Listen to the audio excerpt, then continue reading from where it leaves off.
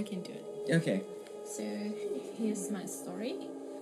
The story is called The Last Request, Jure, and here it is. It is said that people who die with some lingering issues, those who didn't properly close up their lives before dying, go into the afterlife with an overwhelming thirst. They want water. They beg and cry for water, but no one can see or hear them. This story comes from an acquaintance who we'll call Aisan. When she was in middle school, one of her classmates suddenly showed up at her house one night. She appeared at the door and mumbled the word, "Water please, water please." Aisan ran to the kitchen to get a glass of water, but by the time she returned, her classmate was gone. Aisan thought it was weird that the girl was so thirsty, but she couldn't even wait for the few minutes it took to retrieve the water. She found out later her classmate had committed suicide that very night. Later, when Aisan told this story to her classmate's mother, she was overwhelmed by Aisan's kindness in offering her dead daughter a final drink of water. And the two of them went together to place the glass before the child's grave, and another note underneath saying that those who die without making their final testament or with some unfinished business or desire, they will cry bitterly for a drink of water. So here it is. Wow, it's actually quite an intense story. Yeah, the last request from Jure, I actually found it quite similar, and it's sort of answering some kind of practice that I could see find similar in my cultures in Vietnamese, back in Vietnam. Oh, yeah, we also believe that there is a life after death. So that's the reason why most of Vietnamese families, they usually offer food to the people who dead, to the dead people. I mean, like, as far as my understanding, like, life after death is something that, like, is Buddhism is, like, very known about. Yeah. And considering that Japan has, like, a mixture of Shintoism and Buddhism, I think it's quite significant that... Yeah, I think that Buddhism and a lot of other Asian countries like China or Korea and Vietnam, they also have offering food to the death. And once every year, they usually kind of spend a day to memorize them, burn the necessities down to the underworld for their comfort and Yeah. Anyway, who wants to continue? Oh, I can go. So, my story is something that relates to number and language. Sorry, I just got a little bit goosebumps. Okay. So this story is about a boy on his way home from school. When he came at a crossroads, an unusual person was approaching from the side. The boy thought it was weird because it was not raining at the time, but the man carried an umbrella. And he seemed somehow difficult to approach. After the man passed, the boy breathed a sigh of relief. He continued his way home.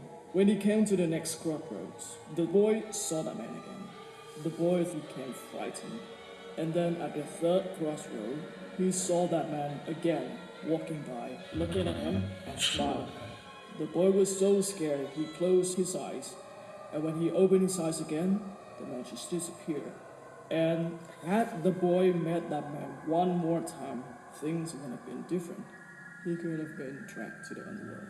To meet at a crossroads 4 times. The number 4 is the number leading to the realm of the dead. In hospitals, there are no rooms numbered with 4, and the word of death is also known as the 4th word. And that story, I think, is very important to us because in our language, number 4 sounds similar to death.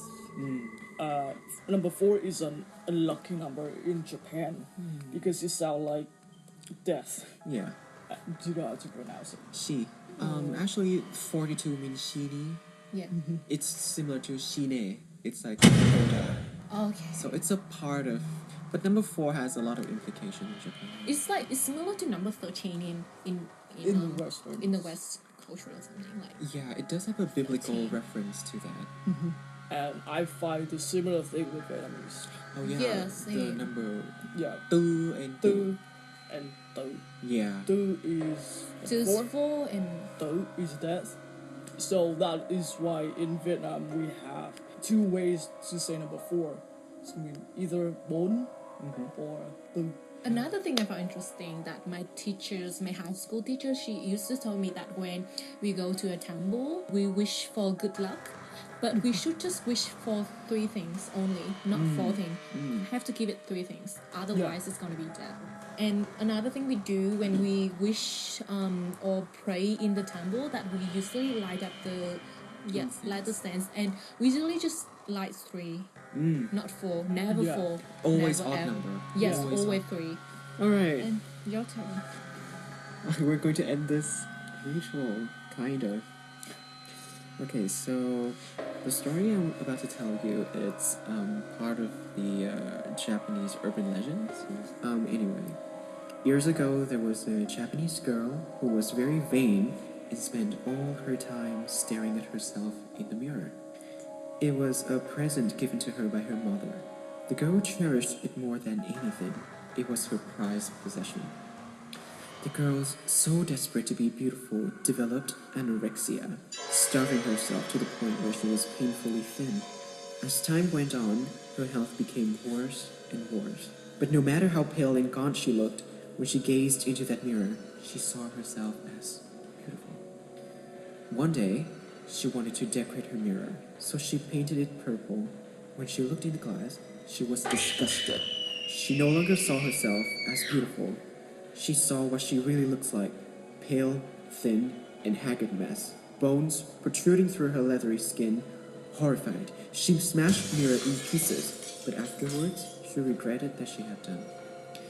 On her 20th birthday, the girl was making preparations for her becoming of age party. But she was hit by a car, and her last words were, "Purple mirror, purple mirror, purple mirror."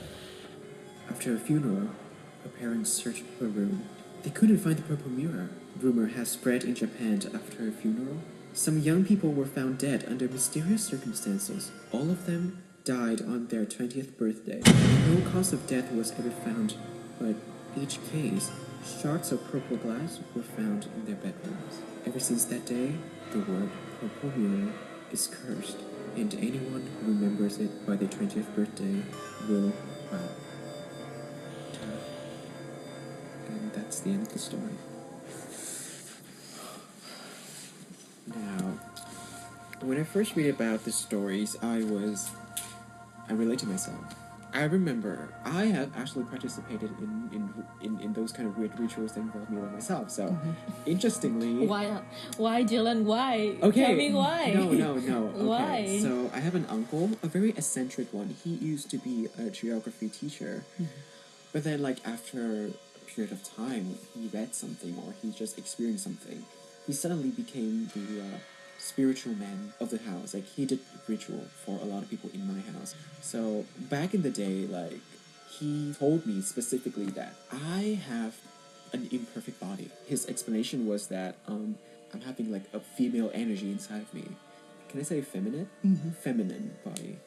And so he used a mirror, project that onto my body, and just do this circular motion. What he said was to direct the energy inside my body. Okay. And after a week, I got like thinner.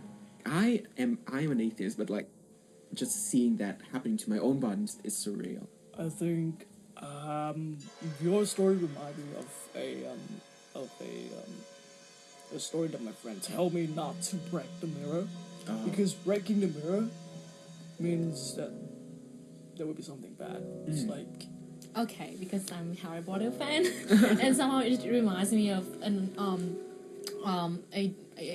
scene in Harry Potter when Sirius gave Harry the mirror, a part of the mirror. So whenever Harry looks at the mirror, he will see Sirius' image, or Right. something like that. So Yeah. it's also not just in like Vietnamese culture, but I think it's in any other part of the world. Yeah. It also carries some sort Magical of meanings, property, or yeah.